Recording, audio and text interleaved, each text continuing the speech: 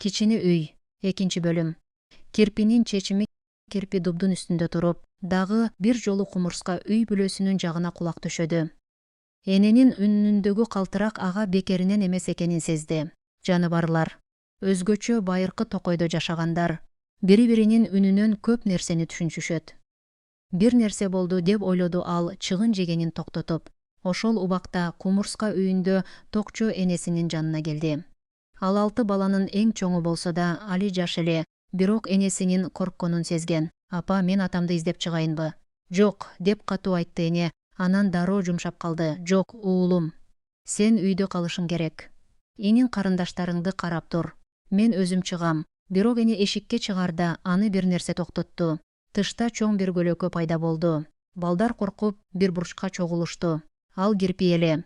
Ал акырын, шашылбай, кумурскалардын үйүнүн эшигине жакындады. Коркпогула, деди ал жумшак үн менен. Мен силерге жамандык кылганы келген жокмун. Мен силердин үйдөн бир нерсе туура эместигин уктум. Эне кумурска бир азга унчукпай Кирпиге тике карады.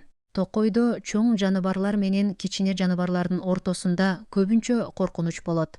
Ким билет, Кирпи алардын жоо эместигине ишенсе болобу. Бирок Кирпинин көзүндө жамандык эмес. Чын диленен тынчсызданган нур бар эле. Ооба, деп акыры оозун ачты эне, үнү калтырап. Күйөөм кечинде азык издеп чыккан. Ал таңга чейин кайтпады. Ал эч качан мынча кечикчү эмес. Кирпи ойлуу боло түштү. Анын мурду дирилдеди. Ал кайдандыр таанышыраак жыт сезгендей болду. Мен аны издешке жардам берем, деди ал бир азга унчукпай туруп калгандан кийин. Токойдо мен көп жерди билем.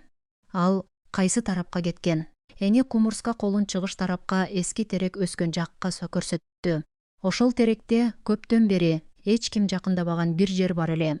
Балдар аны караңгы капчыгай деп аташчу.